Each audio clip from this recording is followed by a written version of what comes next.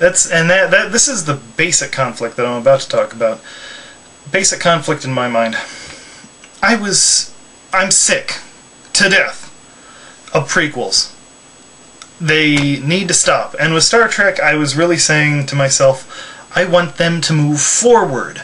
What can you show us now with our technology, with new ideas and new problems in society? What can you show us about the future of Star Trek? What happens after Picard? What kind of technologies could we get? But no, we're going backwards. We're going back to the beginning and then we're going sideways. In some ways, it seems, or rather, I think at its base, it's trying not to go forward. It's trying to use the old names and doing original things with them, and I guess that's the saving grace. They are trying to do new things with this original cast. But yeah, I don't know. It like I said, it leaves me conflicted. One thing I found funny about the whole setup. They tried to make it quite clear that this is what's happening. We are taking it back to the roots, and then we're setting it off the normal path. We are doing a parallel dimension. And this isn't done in a particularly subtle way. Spock literally takes a couple minutes to explain in the middle of the crisis. Well, you see, audience, this is an alternate dimension. The things that you thought were going to happen are not going to happen. Canon has been moved. Can we get on with the movie now? And I thought that was pretty funny. I think it was kind of necessary because the real big I know what the number of ridges on this Klingon's forehead fans. Those guys, they probably figured out what they were trying to do, but the kind of I know what goes on in Star Trek, but I don't know it that well people probably did need a little explaining, so I'll forgive them that, but I just thought it was funny. The movie itself, good visuals. I really liked what they did with the CGI. It wasn't always realistic necessarily, but it was big and grand and looked good. Pardon me. The settings, I think they kind of walked that tightrope. They didn't want to have a set that looked like the original cardboard sets, but they didn't want to go too far away, and I think for the most part they did. I mean, I do find it funny how much more advanced the view screens were before Kirk's time, before Picard's time. But I'll forgive it. It was interesting to look at, but it also speaks about how they ought to have just moved forward, in my mind, whatever. Sound, in the theater I was in, they turned it up way too loud, but I liked the sound. It had that kind of retro to it, but also took advantage of modern stuff. The editing, I liked the editing. A lot of movies, they do the quick editing to stimulate movement.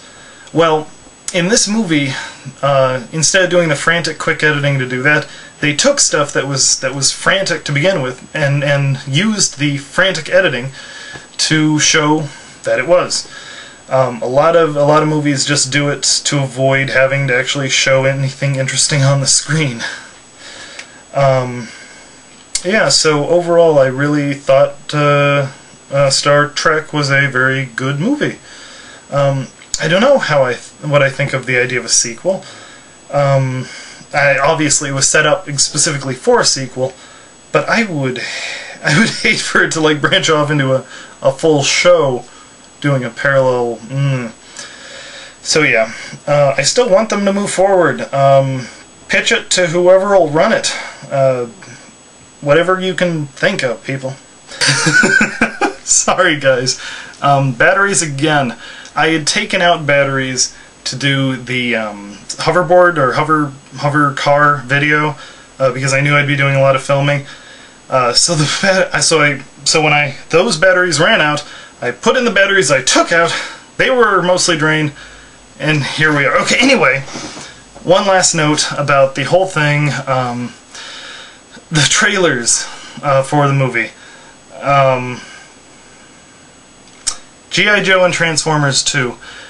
Movies often have trailers that that reflect the target demographic, so I was a little worried because G.I. Joe and Transformers both are movies that look relatively interesting, but you know that whenever people are talking on the screen, you're going to want to slit your wrists. So, yeah, I was not put in a good mind when I was watching that movie. Or when I was watching the trailers to the movie. Anyway, yeah, so that was funny. Yeah, I enjoyed the film. I hope that if you go and see it, you enjoy it. I hope that Victor of 2 Weeks in the Future will also enjoy it, because, yeah, I want to enjoy this film, despite its controversial aspects. Alright, more stuff coming soon. Have a good day. Live long and prosper. Okay, one last thing. The trailers for this movie sucked. The trailers for this movie specifically, Star Trek. I don't know who they put in charge of this, but the person was an idiot, and I mean that in the nicest possible way, sir or madam. But stupid is as stupid does. Okay, first of all, the original teasers, the Enterprise being built in dry dock. That doesn't work. Not on land. The ship was futuristic because it could not be built on land. So of course your fans are going to be like, oh god. So yeah. Oh, and then and then the ones where you have them showing the characters finally, and you have Uhura taking off her shirt. There's sex in this film, really, there is. And everyone's just like, oh god. And especially because we see that it is a granny bra. You know, that was not sex. That was a part of a scene that actually kind of advanced the plot and had a little fun to it. It was not sex. Star Trek and sex just do not really mix. Let's just deal with that. So yeah, that's it.